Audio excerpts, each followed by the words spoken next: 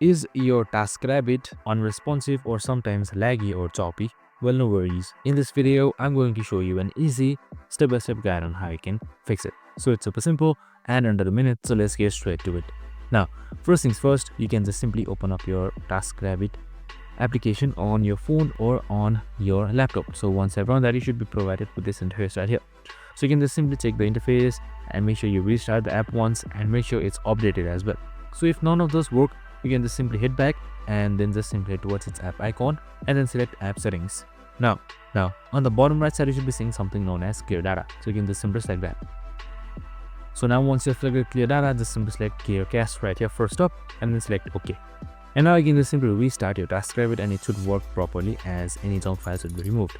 So if that still doesn't work, you can just simply select clear all data, update it, or just simply uninstall and reinstall it. And that's it. I hope this video helped. If it did, make sure to like, subscribe, and tune in with us for more of these videos.